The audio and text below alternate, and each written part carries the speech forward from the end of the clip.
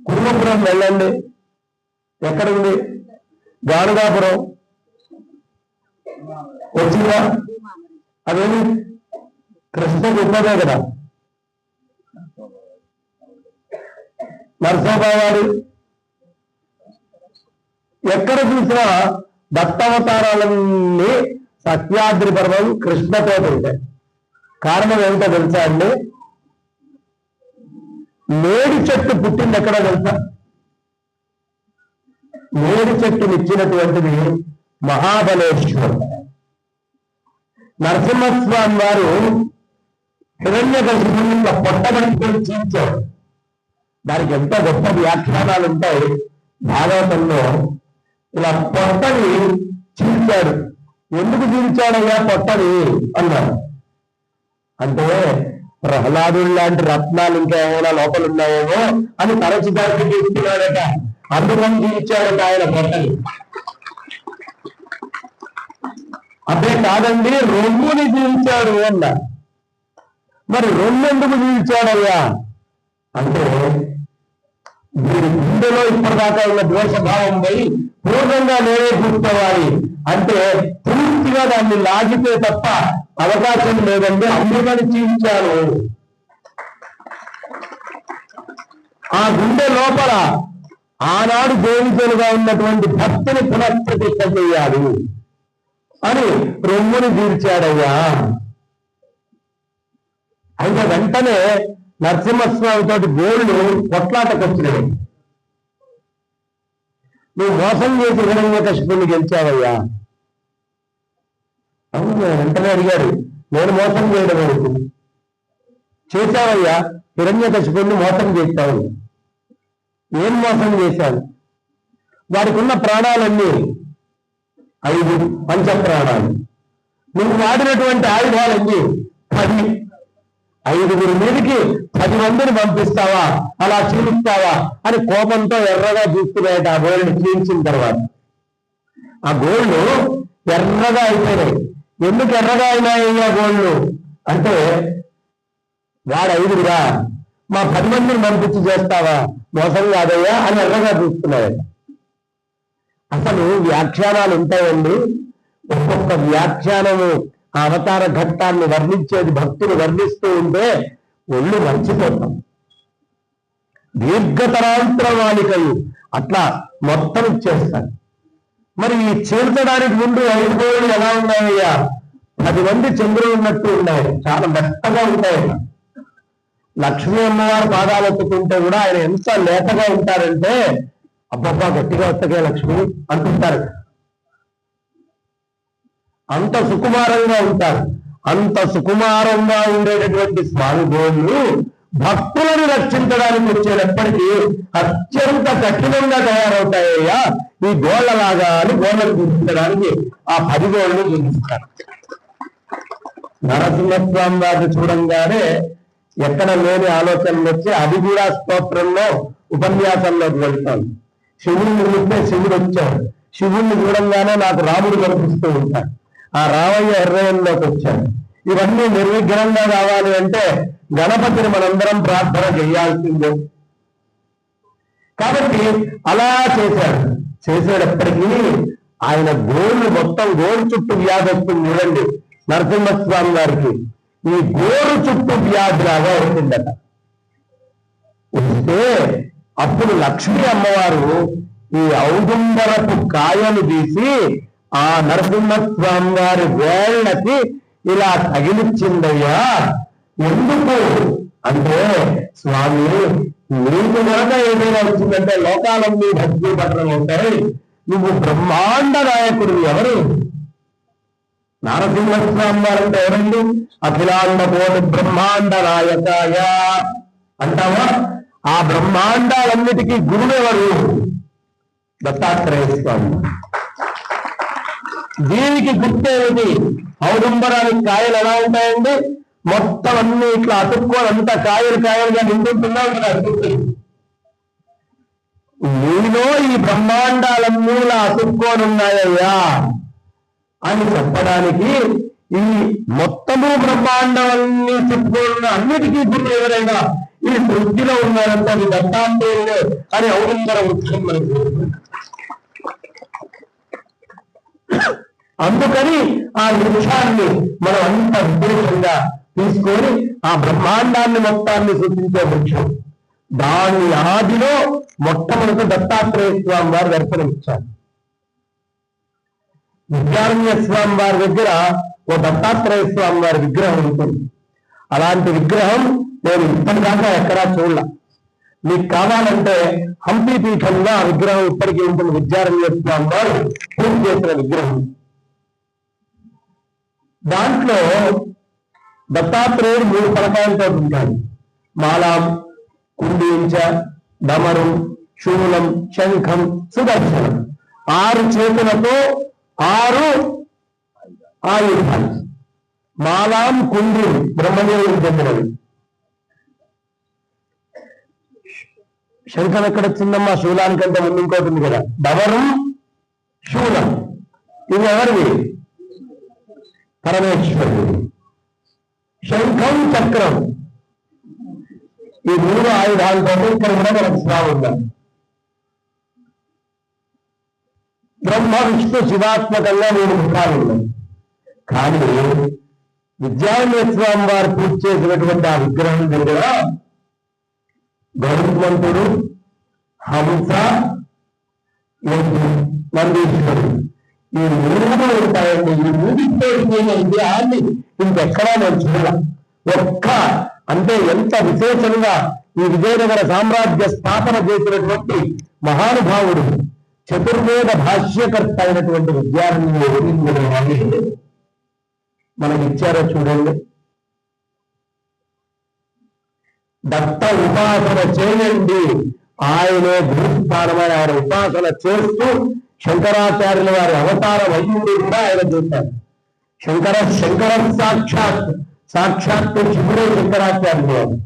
కానీ ఆయన చివరిలో అవతార సమాప్తి ఎక్కడి నుంచి చేశారో తెలుసా అండి? శంకరాచార్యుల వారు అంతటి వారు నృసింహ సరస్వతి అవతారం శంకరావతారమే. ఎక్కడి నుంచి చేశారు? దత్తాత్రేయ గుహలోకి వెళ్ళి అంతర్ధానమయ్యారు శంకరాచార్యుల వారు. కాబట్టి గురువు అని ఎవరైనా నాని అంటే తొలి జగద్గురువులు దత్తాత్రేయుల వారు. అలాంటి మహానుభావుడైనటువంటి ఆ స్వామి యొక్క జయంతి అసలు చతుర్దశి. కానీ మహారాష్ట్ర సంప్రదాయం పూర్ణిమకి చేయడము అనేది సంప్రదాయంగా పెట్టారు మహాత్ములందరూ కలిసి. చతుర్దశి నుంచి పూర్ణిమకి చేయడము అనేటటువంటి సంప్రదాయం వచ్చింది. ఆయన పుట్టిన వారం ఏదో తెలుసా అండి? దత్తాత్రేయ స్వామి వారి యొక్క పుట్టిన అవతారం ధరించినటువంటి వారం బుధవారం రోజు వచ్చారు.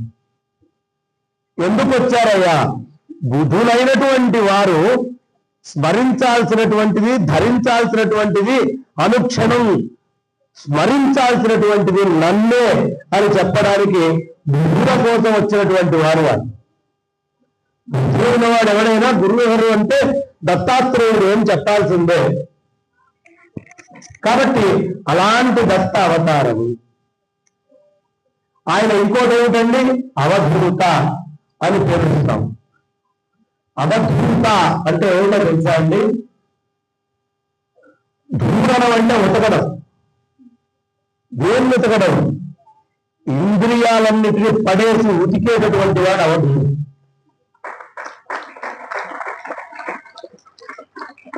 అంతేగాని రకరకాల భేషజాలకు వెళ్ళిన వాళ్ళందరూ అవధూతలు కాదు. ఇంద్రియాలను అవధూనం ఎవరు చేయగలడు? దిగంబరుడు అనేది వాడే చేయగలడు. అందరూ ఇంద్రియాలను అవధూనం చేయలేరు. ఆ ఇంద్రియాలలో కామం ఉంటుంది. కామాన్ని పట్టి బండ చేసి బాగాలి. క్రోధం ఉంటుంది, పట్టి బండ చేసి బాగాలి. లోభం ఉంటుంది, పట్టి బండ చేసి బాగాలి. మోహం ఉంటుంది, నా పిల్లలు, నా సంబంధం, నా కుటుంబం, నా పరివారం, పెట్టి బండ చేసి బాధాలు. వాళ్ళు బండ చేసి బాధతూ ఉండాలి, అవధూనం చేయాలి.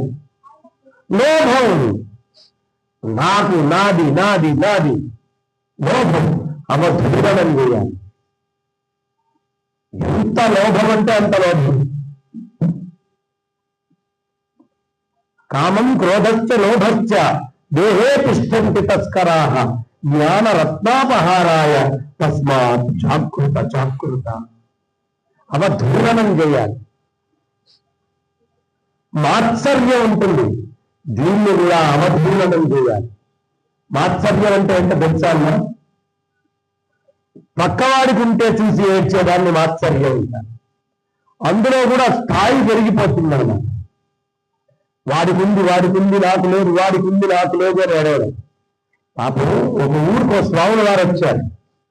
వచ్చి ఆ స్వాముల వారు ఎవరేమి కోరికలు కోరుకుంటే అవి తీరుస్తున్నారు. మంచి తపస్సంపన్నులు అనుష్ఠాన.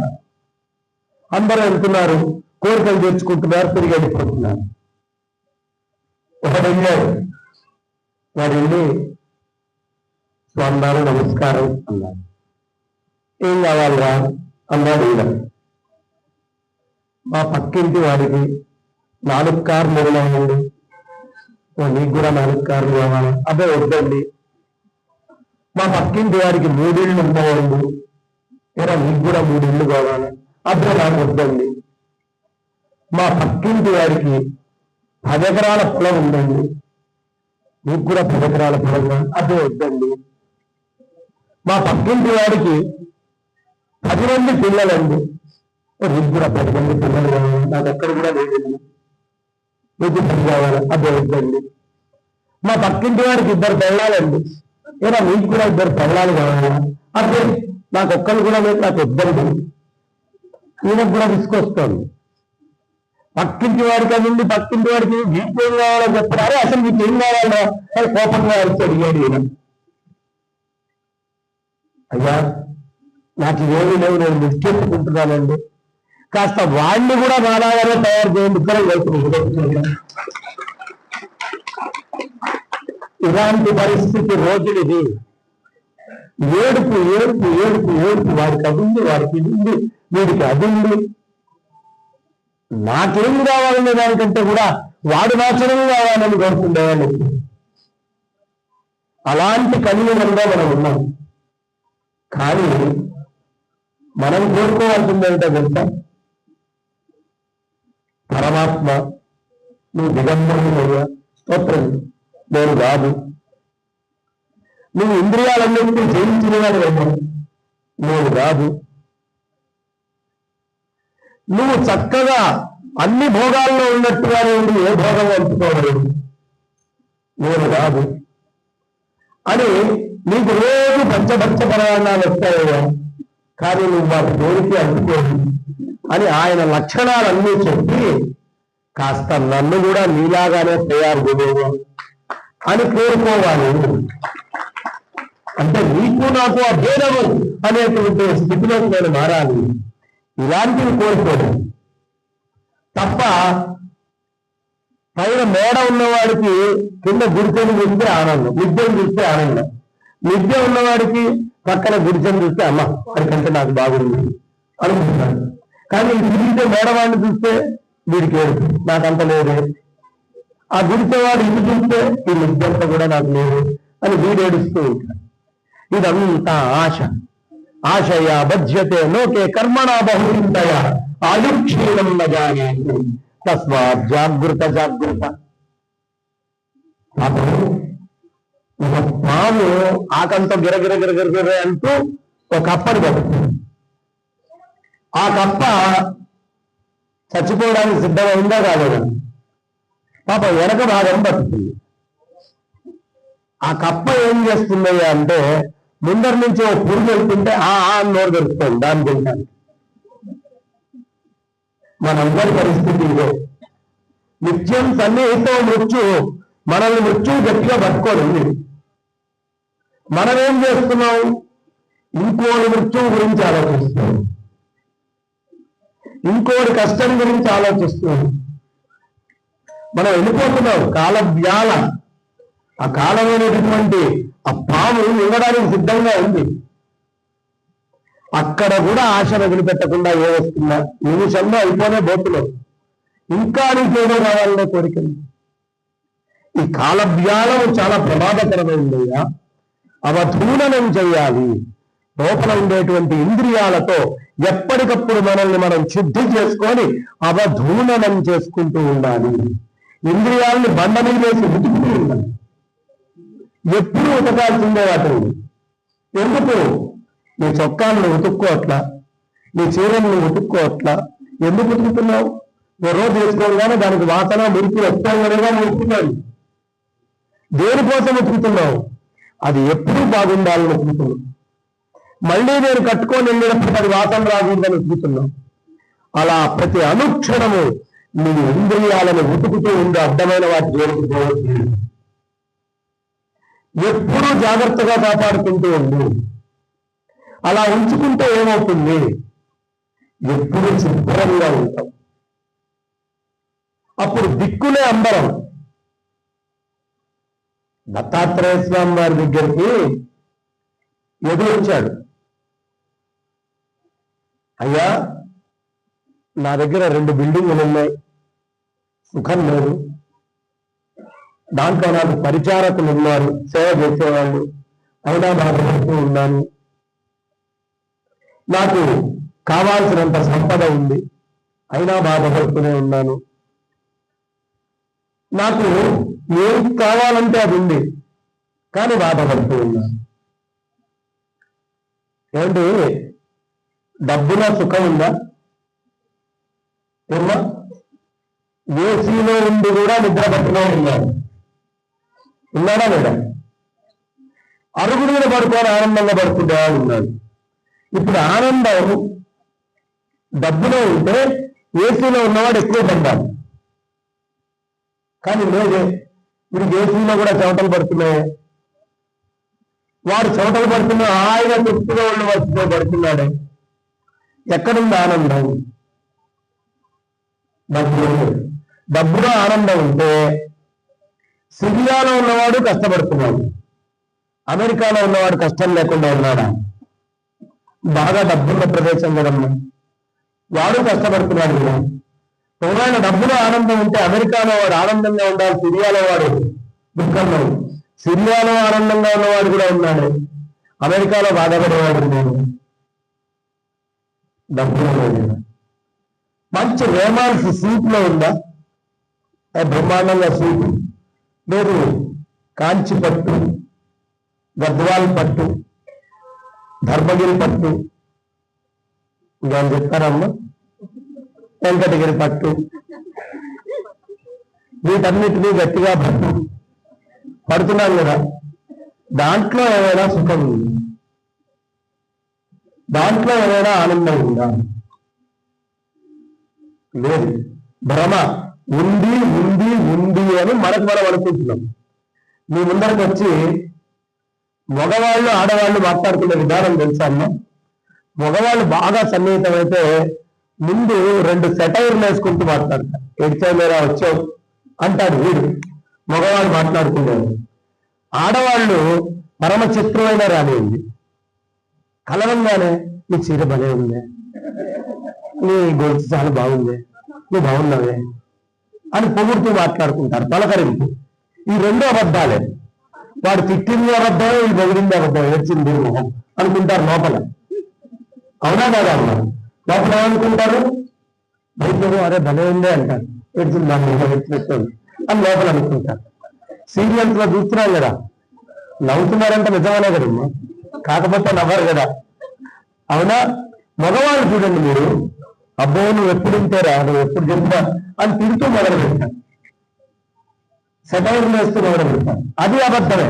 వాళ్ళ లోపల ప్రేమను అట్లా వ్యక్తం చేస్తున్నారు, మీరు ఈ రకంగా వ్యక్తం చేస్తున్నారు.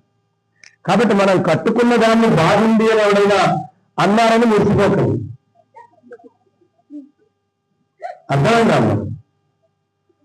ఎలా ఉంటుందయ్యా మన బుద్ధి అంటే, ఇంట్లో ఎవరూ లేకుండా అద్దం ఒక్కటే ఉన్నప్పుడు ఆడవాళ్ళు ఎలా ఉంటారో అలా ఉంటుంది. ఎలా ఉంటారమ్మా?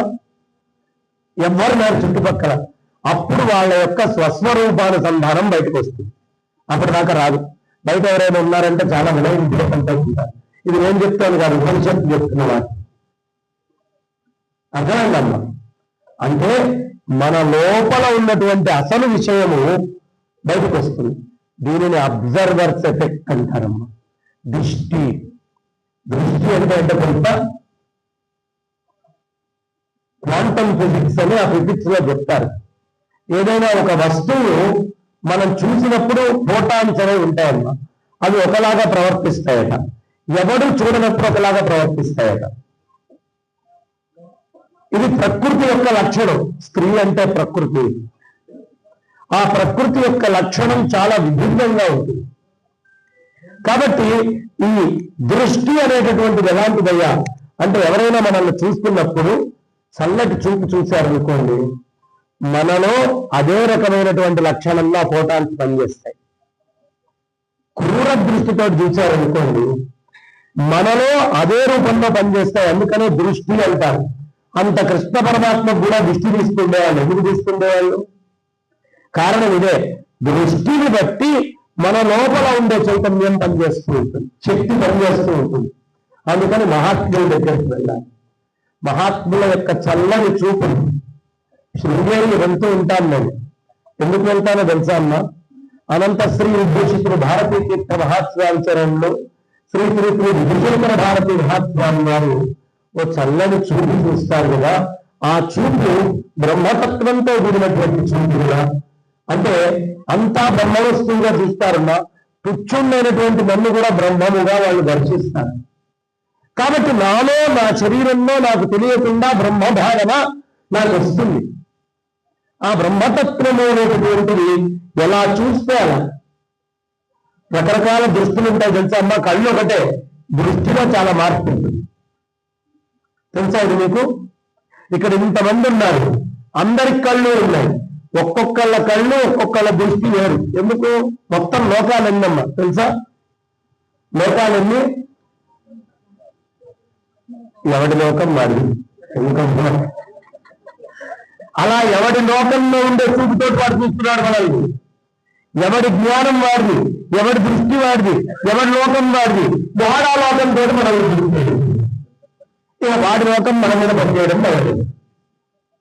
రకరకాలు ఉంటాయి. మా కళ్ళు రెండే చెప్పుకోవడానికి దృష్టిలు చాలా ఉంటాయి. ఆ దృష్టిలన్నీ ఉపశమనం కావాలంటే ప్రతిరోజు దత్తుడి దగ్గరికి వచ్చి ఒకసారి ప్రార్థన చేశాను. చూడండి, నారసింహస్వామి వారిని చూడండి, పరమేశ్వరుణ్ణి చూడండి, గణపతిని చూడండి, అమ్మవారిని చూడండి. చూస్తే ఏమవుతుంది? ఆ దృష్టిలలో వచ్చే దోషాలు ఉపశమిస్తాయి. ఏమవుతాయి? తగ్గిపోతాయి. కాబట్టి దేవుడి దగ్గరికి రావాలి. ఆ దృష్టి ఏమా మంచి భారతంలో ఒక ఘట్టం జరుగుతుంది. దుశ్శాసనుడు చీర లాగుతున్నాడు. వాడు ఏం చేస్తున్నాడు? వాడు క్రూరంగా చూస్తున్నాడట. వాడు ఎలా చూస్తున్నాడు? పరమ క్రూరంగా చీర లాగుతున్నాడు. వాడి కళ్ళు చూస్తున్నాయి. శకుడికి 2 కళ్ళు ఉన్నాయి. కుట్రగా చూస్తున్నాడు. అది నా కుట్ర ఫలించింది అని చూస్తున్నాయట. మరి అక్కడే దుర్యోధనుడు ఉన్నాడు. వాడు అహంకారంతో చూస్తున్నాడట, రోషంగా. అందుకే తొడగొట్టిదా కూర్చో అని ఈ మొత్తం ఇప్పుడు నా దాటి అన్నట్టుగా చూస్తున్నాయట వాడు చూస్తుంది. ఏమీ చేయలేక దీనంగా చూస్తున్నాయట భీష్మాచార్యుల వారి తమ్ముడు. అయ్యో ఎంత కష్టం వచ్చింది అని దీనంగా చూస్తున్నాయట భీష్మాచార్యుల వారి తమ్ముడు. అదృష్టవంతుడు ఎవడే అంటే ధృతరాష్ట్రుడే. ఆ ఘట్టంలో వాడికి లేవు, వాడికి 2 కళ్ళు లేవు కాబట్టి బాధతో చూస్తున్నాయి ధర్మరాజాదుల కళ్ళు. మరి కళ్ళు ఒకటే కదా, సన్నివేశం ఒకటే కదా, కానీ దాన్ని చూసేటటువంటి విధానం ఎవడికి ఏ అనుబంధం ఉందో దానిని బట్టి బయట ప్రపంచాన్ని చూస్తాడు. మరి అవన్నీ మన మీదకి వస్తాయి కదమ్మా, రకరకాలుగా వస్తాయి. ఈ వచ్చేటటువంటి దృష్టిలన్నీ ఉపశమించాలి అంటే గురువు చెప్పేటటువంటి జ్ఞానము, గురువు యొక్క పాదము, గురువు యొక్క రూపం, ఈ మూడు ఉంటే తప్ప పూర్ణమైనటువంటి ఈ దృష్టి దోషాలు మన నుంచి పోవు. అవి పోతే తప్ప నిజతత్వం మనకు అర్థం కాదు. అందుకని మహానుభావులు ఎవరైనా వస్తే పని కట్టుకొని వెళ్ళాలమ్మా వాళ్ళని చూడాలి. సాధువునాం దర్శనం పుణ్యం, స్పర్శనం పాపనాశనం అని మీద పడిపోకూడదు. మహాత్ములు స్పర్శ దేంతో ఉండాలి? వాళ్ళు చెప్పేటటువంటి మాటతో స్పర్శ ఉండాలి. దర్శనం పుణ్యం, కళ్ళు చేసేది. స్పర్శనం పాపనాశనం, వాక్కు చేసేది. సంభాషణం, వాళ్ళతోటి మాట్లాడాలంటే ఉండాలి.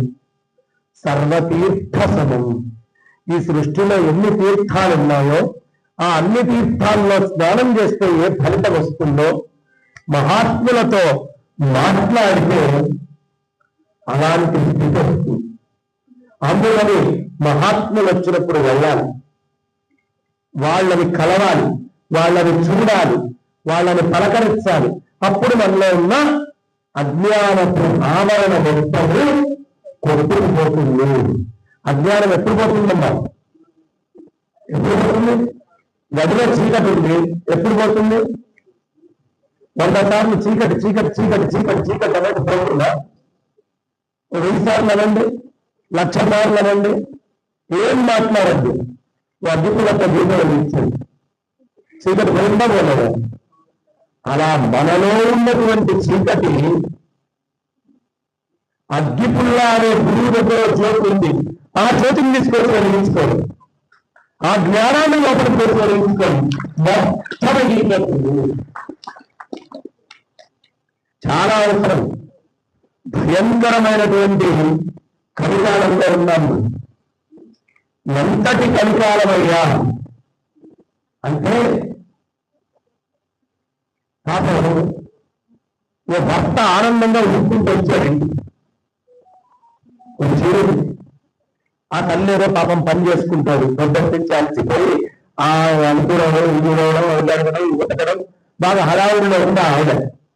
ఉడుక్కుంటూ ఆనందంగా వచ్చి ఏదో ఇన్సూరెన్స్ కట్టినాడు, నాకేదైనా అయితే నీకు ₹1,00,00,000 వస్తాయి అన్నాడు. ఆ తల్లి పాపం పొద్దున్న నుంచి అలసిపోయింది కదా, నాకు అంతా దృష్టం కూడా ఉంది. అనేంత కలికాలంలో ఉన్నాము మనం, మామూలు కలికాలం కాదు. కాబట్టి ఇలాంటి కలికాలంలో ఎవడయ్యా మన వెంట ఉండేది? ఎవడుంటాడమ్మా? మీరు పుట్టినప్పటి నుంచి ఇప్పుడు నాకు 47 ఏళ్ళు అన్నా, నాకు నా వయసు 47 సంవత్సరాలు. నేను చాలా మందితో మాట్లాడాను. ఆఖరి క్షణం గాడి వదిలిపెట్టాలి. ఎవడైనా వచ్చి కాపాడతాడా? ఓ 100 మంది స్త్రీలు నాకు పరిచర్యలు చేస్తూ ఉన్నారనుకుందాం, లేదు కాదు. ఆఖరి క్షణం గాని వదిలిపెట్టాలి. వీళ్ళల్లో ఎవరైనా కాపాడుతారా? బంధువులు కాపాడుతారా? మిత్రులు కాపాడుతున్నారా? డబ్బు కాపాడుతుందా? బిల్డింగులు కాపాడుతున్నావా? మనం కట్టుకున్న వస్త్రాలు కాపాడుతున్నావా? నగలు కాపాడుతున్నావా? వృక్షాలు కాపాడుతున్నావా? ఏదైనా కాపాడుతుందమ్మా? ఉందా? పోవాల్సిందే కదా, అన్ని వదిలిపెట్టి ఏమీ కాపాడలేదు కదా. మరి నేను వేటి కోసం పరితపించారో అందులో ఏ ఒక్కటి నన్ను కాపాడలేనప్పుడు ఆ క్షణం కూడా నాతో ఉండే వస్తువు అయితే ఒకటి ఉండాలి కదా, ఆ క్షణం కూడా ఒకటి ఉండాలి కదా. అన్నింటినీ వదిలిపెట్టేటప్పుడు వదిలిపెట్టకుండా ఉండేవాడు ఒకటి ఉండాలి. ఎవడు వాడు? అచ్యుతుడు. చ్యుతము అంటే వదిలిపెట్టడం, అచ్యుతుడు అంటే వదిలిపెట్టకుండా ఉండేవాడు.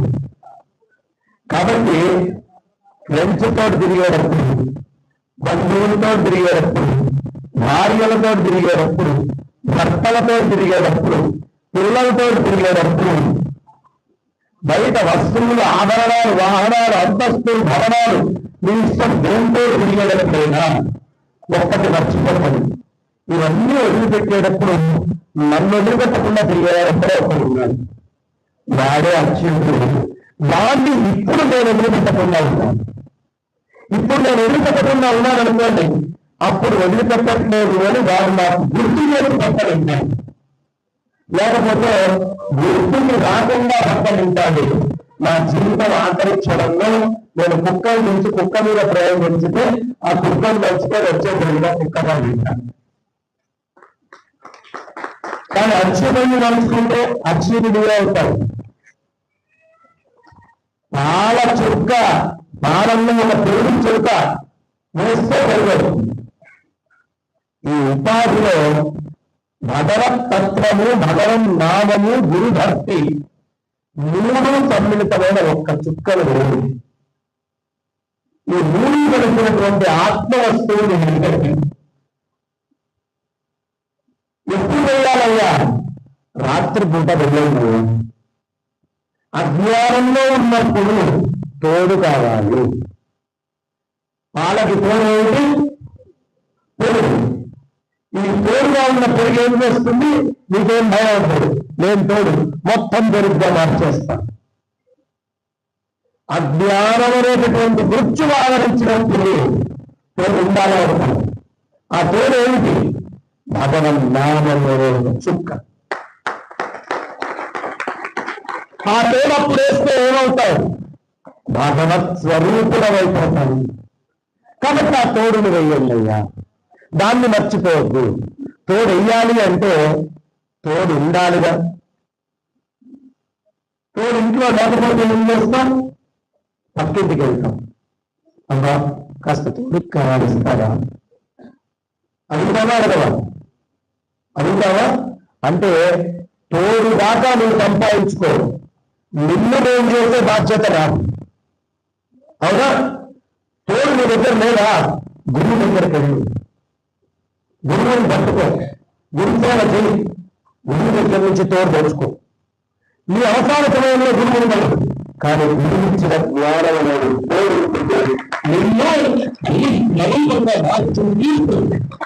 దీంట్లో అనుమానం అక్కర్లా, ఏడు మంది అనుమానం అక్కర్లా. ఎడు మహారాజు అడిగాడు, అయ్యా ఇన్ని ఏడ్చిన సంపదలు నాకు ఇన్ని ఉన్నా నాకు లేని నీ దగ్గర ఒకటి కనిపిస్తుంది. నువ్వు దగ్గర కూర్చొని ఉన్నావు, ఇంత ఆనందంగా ఉన్నావు, నీకు ఆనందం ఎలా వచ్చింది అంటే నా గురి నుంచి వచ్చిందయ్యా నాకు ఆనందం. నాకు 24 మంది గురువులు ఉన్నారు అని చెప్పాను. మరి నాకున్నది 40 నిమిషాలు అన్నారు. అందులో 20 నిమిషాలు గురించండి, ఇంకో 20 నిమిషాల లోపలే నేను చెప్పాల్సిన అంశాలన్నీ చెప్పాలి. 24 మందిని చెప్పడం నా వల్ల కాకపోతే. కాబట్టి తోడుకి కొంతమంది గురించి చెప్పుకుందాం. దత్తాత్రేయ స్వామి వారు నాకు 24 మంది గురువులు ఉన్నారు.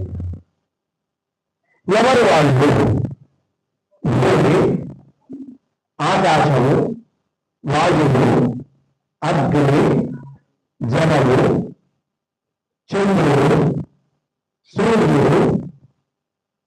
చంద్రుడు, సూర్యుడు, పావులు, అజగరం, కొండ జీవుడు, చంద్రుడు, ఇంకా చాలా ఉన్నాయి. బాణాలు ఇషుకారుడు, ఒక రోషియా, పిల్లలలో రోషియా, చాలా ఉన్నాయి చెప్పుకోవడానికి. అవన్నీ ఇప్పుడు చెప్పలేదు కాబట్టి నేను ఆకాశం నుంచి ఒక విషయం నేర్చుకున్నాను. అంటే ఏంటి నేర్చుకున్నాను? బయటంతా ఖాళీ ఉందా? అవకాశం ఇచ్చేదాన్ని ఆకాశం అంటారు, స్పేస్. లోపల ఆకాశం ఉందా లేదా? ఏమో శరీరం లోపల ఖాళీ ఉందా లేదా? లేకుండా మొత్తం బిగిస్తే తినడానికి కొత్త వస్తువు ఎట్లా పోతుంది? గాలి లోపలికి పోతుందంటే ఖాళీ ఉంటే గాలి పోతుందా లేకపోతే పోతుంది? ఇప్పుడు ఒక కుంభం పెడతారు, ఆ కుంభం నేర్పుతున్నావు, ఖాళీ ఉంటే నేర్పుతున్నావా లేకపోతే నేర్పుతున్నావు? అంటే ఆకాశం ఉంది కదా లోపల. లోపల ఉంది ఆకాశం, బయట ఉంది ఆకాశం. ఈ శరీరం పోయింది, కానీ ఆకాశంలో ఏమైనా మార్పు ఉందా? ఒక కుండ, మట్టి కుండ ఉందమ్మా. కుండ లోపల ఆకాశం ఉందా లేదా? ఖాళీ ఉందా లేదా? స్పేస్ ఉందా లేదా? బయట కూడా స్పేస్ ఉందా లేదా? కుండ పగిలింది, లోపల ఉన్న ఆకాశానికి ఏమైనా నష్టమా? బయట ఉన్న ఆకాశానికి ఏమైనా నష్టమా? అంటే ఏ వస్తువు ఉన్నా ఏ వస్తువు లేకపోయినా అది ఎలా వికారాలను అంటకుండా తాను తానై ఉంటుందో అది నేర్చుకున్నాడయ్యా నేను ఆకాశం నుంచి. నా దగ్గర ఏదో ఉంది అనే వికారం, అదే నా దగ్గర కోట్లు డబ్బులు, నా దగ్గర వస్తువులు ఉన్నాయి, నా దగ్గర సంపద ఉంది, నా దగ్గర ఇంతమంది భార్యలు, ఇంతమంది పిల్లలు, ఇంతమంది మిత్రులు, బంధువులు, భర్తలు, అది ఉన్నా లేకపోయినా నువ్వుగా ఉండడం నేర్చుకోండి. నువ్వుగా ఉన్నంత దాకా నిన్ను ఏది కష్టపడలేదు. వికారాలు అనేది లేకుండా ఎలా ఉండాలి అనేది ఆకాశం నుంచి నేను నేర్చుకున్నానయ్యా. మరి వాళ్ళు అది సుగంధం వచ్చినా తీసుకెళ్తుంది, దుర్గంధం వచ్చినా తీసుకెళ్తుంది, అవునా కాదమ్మా? చల్లదనం వచ్చినా తీసుకెళ్తుంది, వేడి వచ్చినా తీసుకెళ్తుంది. శీత, ఉష్ణ, సుఖ, దుఃఖాది ద్వంద్వాలు అని చెప్తాడే, అవన్నీ వాయువు చెల్లించడం వల్ల ఈ మనస్సుకి తల్లి ఆకాశం, తండ్రి వాయువు, ఈ వికారాలన్నీ వాయువు నుంచి వస్తున్నాయి. సుఖ దుఃఖాలు, శీత ఉష్ణాలు ఇవన్నీ ఈ వాయువు అనేటటువంటి దాంట్లో ఒక్కటి నేర్చుకున్నారయ్యా. దుర్గంధం వచ్చినా సుగంధం వచ్చినా రెండింటినీ తీసుకెళ్తుంది. నా జీవితంలో కష్టాలు రావచ్చు, సుఖాలు రావచ్చు. రాముణ్ణి, రామా రేపు నువ్వు రాజువిరా అన్నారు పెద్దలు. ఓ చిన్న చిరునవ్వు నవ్వాడు. కాసేపట్లో వచ్చారు. రాజ్యం లేదు, బీజ్యం లేదు, కట్టు బట్టలతో నువ్వు అడవికి వెళ్ళిపోవాలి. అప్పుడు రాముడు చేసిందేం తెలుసా? ఓ చిన్న నవ్వు నవ్వాడు. సుమంత్రుడు అంటాడు, నేను చాలా మంది గొప్ప గొప్ప వాళ్ళని చూశానయ్యా, రాముడి లోపల రాజ్యం తీసుకో అన్నప్పుడు ఏ నవ్వు ఉందో నీకు రాజ్యం లేదు అని చెప్పినప్పుడు కూడా మొహం అదే ఉందయ్యా. పట్ట మహాభిషేక బౌభాగ్యము చేకొనమన్న ఎప్పుడు పట్టము వీడిన తరవి పాలవమన్నప్పుడు ఒక్కటే పట్టున లేత చిరునవ్వు చేపట్టే దిట్టతనాన మా రాఘవుడు. రాముడిని చూసి ఏం నేర్చుకోవాలి? ఏదైనా వచ్చిందని పొంగిపోకూడదు, ఏదైనా పోయిందని కుంగిపోకూడదు. మంచి వచ్చినా చెడొచ్చినా ఒకటే విధంగా తీసుకోవాలి, ముందరకు వెళ్తూ ఉంటుంది. అవమానాలు వస్తాయి జీవితంలో, ఆప్యాయతలు వస్తాయి, ప్రేమలు ఉంటాయి, కష్టాలు ఉంటాయి. అన్నిటినీ సమంగా తీసుకొని వెళ్ళు. దేన్ని నువ్వు అంటుకోకు. నీతో పాటుగా అవి ప్రయాణం మాత్రమే చేస్తున్నాయి, అవి పూర్తిగా చేయవు, కొంత దూరమే చేస్తాయి. ఓ బుట్టలో పూలు ఉన్నాయి, ఆ పూల వాసన కొంత దూరం దాకానే ప్రయాణం చేస్తుంది. ఓ బుట్టలో చేపలు ఉన్నాయి, కొంత దూరమే. నీలో వచ్చేటటువంటి వికారాలు కూడా నువ్వు చూసి మోహపడుతున్నావు కానీ ఇది పూర్తిగా రాదు. నువ్వు వాయువులా నిర్వికారుడిగా ఉండు, వికారాలు ఏవచ్చినా సాక్షి బుద్ధుడిగా ఉండు అని వాయువు మనకి నేర్పిస్తుంది. ఎన్నో అర్థమవుతుందా నేను చెప్తాను? కఠినంగా ఏమన్నా చెప్తున్నానా? తేలిగ్గానే ఉంది కదా? ఇంకా ఒకసారి చప్పట్లు కొట్టండి అమ్మా, అర్థమవుతుంది. కొంతమంది కాని వాళ్ళు ఉన్నారు, కొంతమంది సహజమైన వాళ్ళు ఉన్నారు. అక్కడ చప్పట్లు కొట్టేటప్పుడు ముందు నాకు ఇంతే అర్థమైందా? కొంతమంది గట్టిగా కొడుతున్నారు, ఓ చెప్తున్నా వెళ్ళి నాకు తెలుస్తున్నాను, కాస్త మధ్యస్థంగా కొడుతున్నారు. ఏదో వింటున్నప్పుడు బాగుందండి, తర్వాత మాకు తెలియదు. గట్టిగా ఒకసారి చప్పట్లు కొడుతున్నారు. ఏం దర్శించాలమ్మా మహానుభావుడు, ఎంత జ్ఞానం చెప్తున్నారమ్మా. ఈ చప్పట్లు కర్మేంద్రియ జ్ఞానేంద్రియ సమూహంతో పెట్టాలి. దాన్నే శమము దమము అంటారు. శమము అంటే జ్ఞానేంద్రియాలన్నీ అన్నింటినీ పరమాత్మ మీద పెట్టడాన్ని శమము. దమము కర్మేంద్రియాలన్నింటినీ పరమాత్మ మీద పెట్టేదాన్ని దమము అంటారు. ఈ దమము అనే దాన్ని ఎవడు ఆచరించాలో ఆ 2 అక్షరాలు వారికి తిరుగుతాయి. ఏమైందన్నా తిరిగితే దమ మదమెక్కి కొట్టుకుంటున్నారు అంటే ఎవడి కర్మేంద్రియాలు పరమాత్మ పట్ల కాకుండా లోకం వైపుకి వెళ్ళి లోక సుఖాల కోసం జరుగుతుందో వాడిది మదడు. అంతర్ముఖం చేసుకో, అది దమడు. అదే చెప్తారు శమనమాది షట్క సంపత్తి ఉండాలి అని శంకరాచార్యుల వారు. తత్సమన్వయ మనకి బ్రహ్మసూత్రాలు ఉంటాయి. అథాతో బ్రహ్మ జిజ్ఞాస జన్మాద్యస్య యతః శాస్త్రయోనిత్వాత్ తత్సమన్వయ. ఈ 4వ సూత్రం తత్సమన్వయం. సమన్వయము అంటే ఏంటి? ఉపక్రమ ఉపసంహారాలు ఇదన్నిటికీ తీసుకోబోతున్నాం.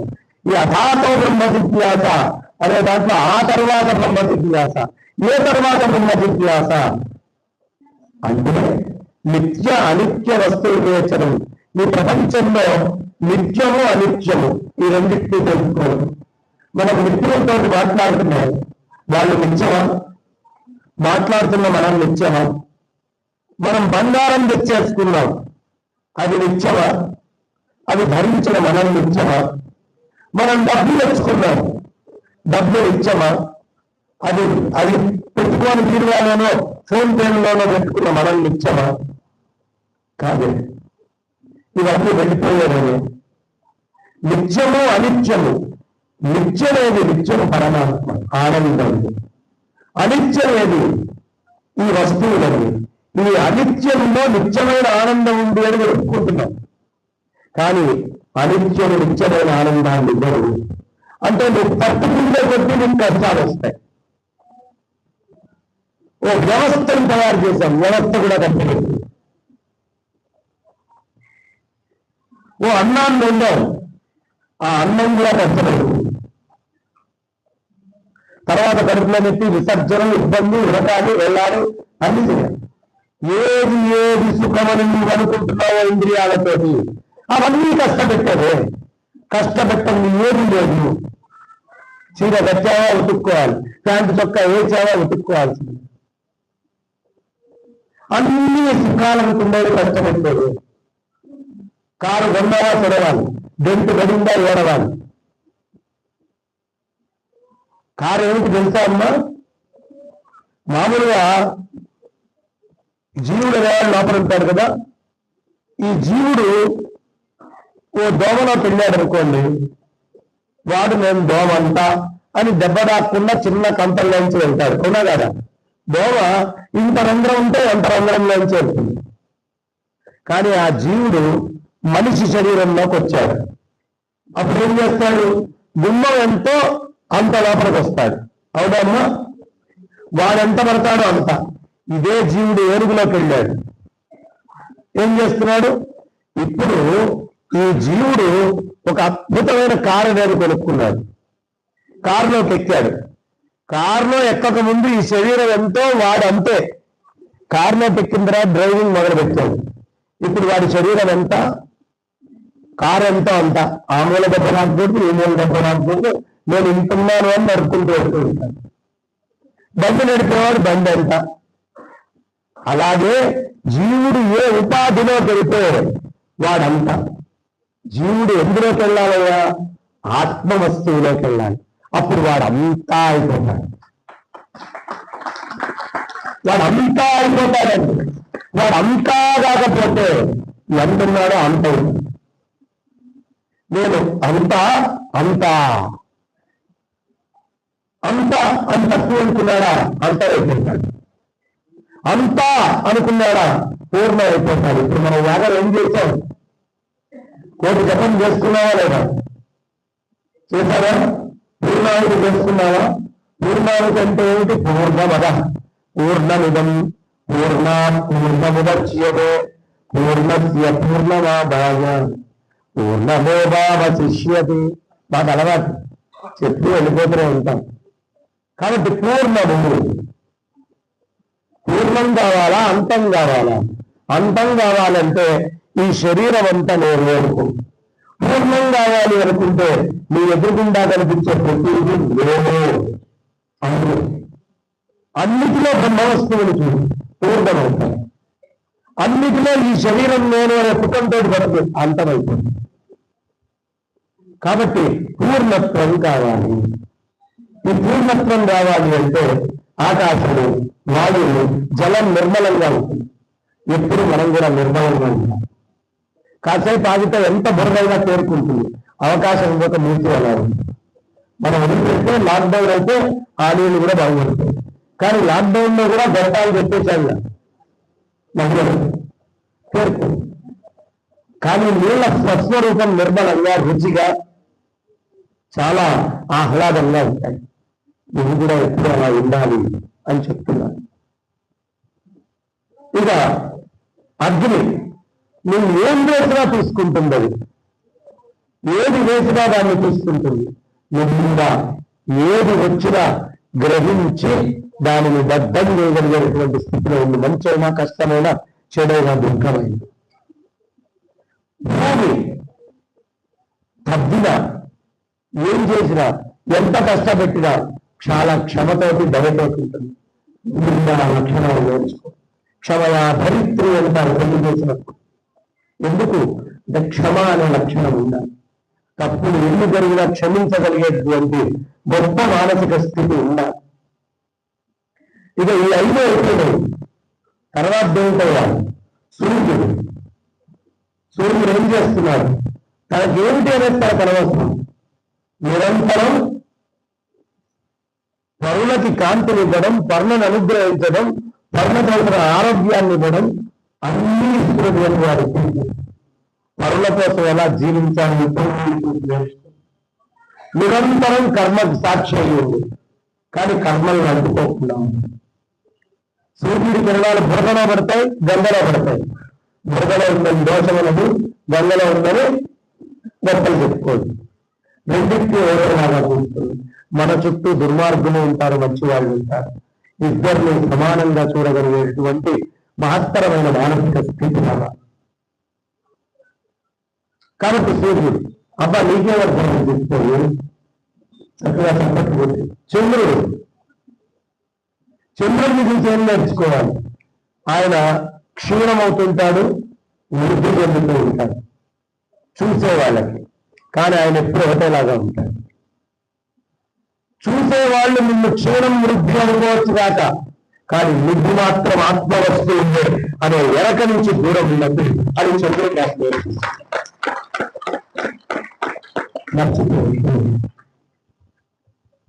పావురం అది వెళ్ళింది.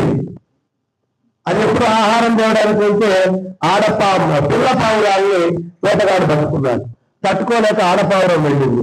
వీళ్ళు లేని సంసారంలో నేను బతకలేను అని మగపావురం వెళ్ళి సర్వనాశనం అయిపోయింది.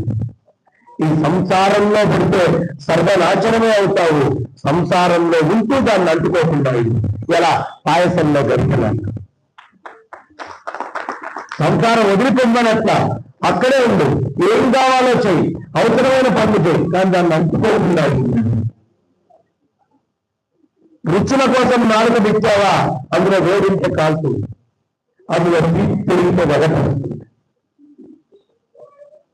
కాబట్టి గరిటలాగా ఉంది అనే విషయం అక్కడి నుంచి నేర్చుకున్నాను. కొండ చిరుగా దానికి ఆహారం వచ్చిన దగ్గరే తింటుంది, లేకపోతే అలా ఉండాలి. కాబట్టి ఏది లభించిందో ప్రాప్తమైన దాంతో తృప్తిగా ఉండడం నేర్చుకో అని అజగరం మనకు నేర్పిస్తోంది. ఇలా అనేక మంది గురువులు, అనేక మంది విషయాలు స్వామివారు 24 మంది గురువులు చెప్తారు. ప్రకృతిలోనే మన గురువులు ఉన్నారు. మన ఎదురుగుండా మనల్ని పోషించేవాడో గురువు, మనల్ని తిట్టేవాడో గురువు, మనల్ని అవమానించేవాడో గురువు, మనల్ని ప్రేమించేవాడో గురువు. అన్ని రూపాలు గురువు. ఆ పరమాత్మ మీకు ఇది అవసరము అని మీకు దోషాన్ని పెట్టారు, మీకు ఇది అవసరము అని అవమానాన్ని పెట్టారు. మీకు ఇది అవసరమైన పౌరులు చెప్పారు, అన్ని ఆయనే. ఆ అన్నిటినీ ఆయన స్వరూపంగా మీరు ఎప్పుడు భావిస్తారో వాటికి లోబడ ఉంది అనే విషయాన్ని మనకి తెలియపరుస్తున్నారు.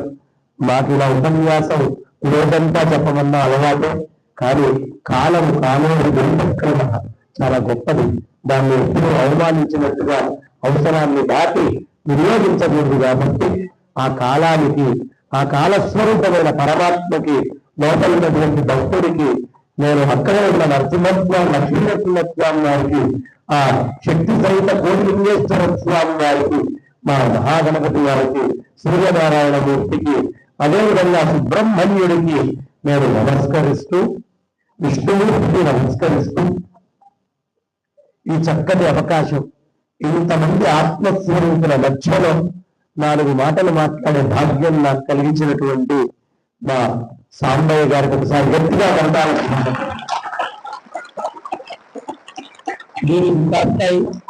నన్ను ఇక్కడ దాకా తీసుకురావడంలో నాకు ఒక అవ్యాజమైనటువంటి ప్రేమ, ఇష్టము శ్రీకాంత్ అంటే. ఆయన మాట నేను కాదని లేదు. అందుకనే ఆయన పేరులో రాసుకుంటాను, శ్రీకాంత్ ఆహ్వానం అని ఉంటుంది. నా పేరు చూసిన ఆహ్వానం మొదటి రోజు నేను పెట్టుకున్నదే.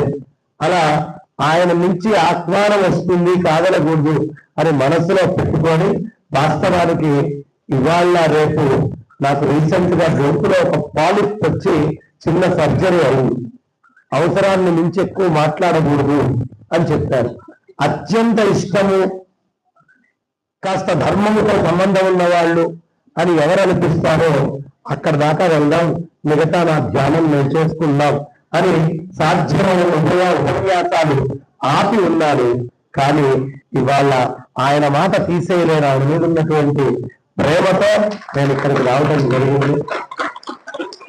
నేను మాట్లాడినటువంటి మాటలలో ఏవైనా దోషాలుగా మీకు అనిపిస్తే అది నా పొరపాటుగా భావించండి. చిన్నవాడిని ఇంకా చాలా తెలియాలి, అందరి నేను ముందున్నాను కాబట్టి ఆ విధంగా భావించండి. నేను మాట్లాడినటువంటి దాంట్లో ఏదైనా గొప్ప విషయాలు ఉంటే వెనకాల ఉన్నటువంటి ఆ పరమాత్మ ఈ జడమైనటువంటి ఉపాధిలో ఈ చైతన్యాన్ని కలిగించి మాట్లాడించాడబ్బా, ఎంత గొప్పవాడు అని ఆయనకు నమస్కరించాడు అని చెప్పి, వారికి సహకరించేటువంటి వారికి, వారి కోరుకున్నటువంటి వారికి, వచ్చినటువంటి మీకు అందరికీ ఆత్మస్వరూపులుగా భావిస్తూ నమస్కరిస్తూ నా వాడికి విరామాన్ని ఇస్తున్నాను. స్వస్తి.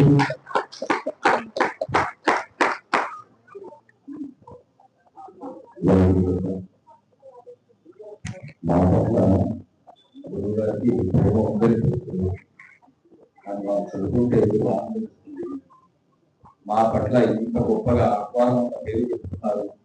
మేము మొదట మమ్మల్ని మా క్షేత్రాన్ని ఆహ్వానించుకుంటున్నారు. ఈ క్షేత్రంలో చక్కని ఆధ్యాత్మిక సుగంధాలు వెల్లబుచ్చేలాగా ఆత్మజ్ఞానాన్ని ఇస్తున్నటువంటి వాళ్ళు చూడండి. ఇందులో ఎందుకంటే అహంకారం ఎన్ని అనర్థాలను దారితీస్తుందో చెబుతూ, అహంకారాన్ని లేకుండా ప్రవర్తించమని చెబుతున్న ఈ మాటలు నేను ఎప్పుడు గౌరవిస్తున్నాను. అది కూడా నా యొక్క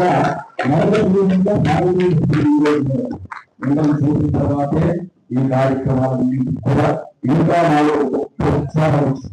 ఏ రకంగా అంటే ఒక 4 గొప్పలకి ఆధ్యాత్మిక జ్ఞానపరులు మనం అనుభవించే వేద భాషల్లో భావించే ఆధ్యాత్మికంగా మిమ్మల్ని అనుసరిస్తూ వారి మానసిక గురువుగా మిమ్మల్ని స్వీకరించారు.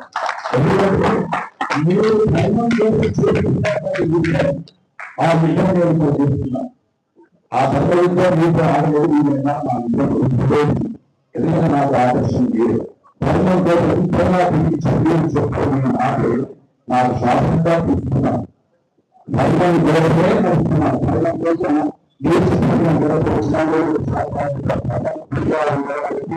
ఆటంకాలు, అడవాలు, రకరకాల గమనిస్తున్నారు. అవి వస్తులో ఉన్నాయి, చేతిలో ఉన్నావు, పర్వమానంలో ప్రయాణిస్తులు ఉన్నా, ఎన్ని రాష్ట్రాలు వచ్చినా, 80 భాగాలు వచ్చినా భక్తులు నాకు తోడు ఉంటారు. ఎంతో మాకు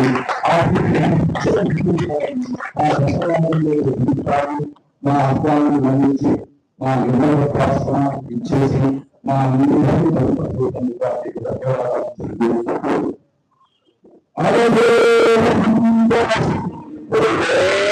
దత్త దత్త దత్త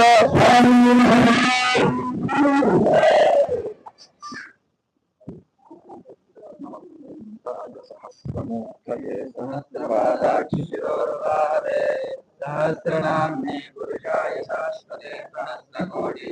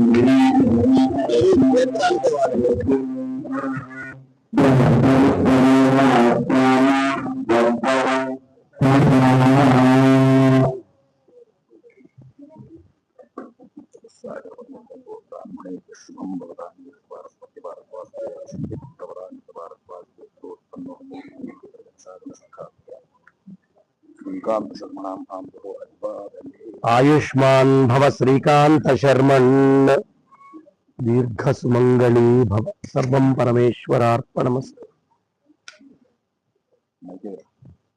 అయ్యా ఒక్క క్షణం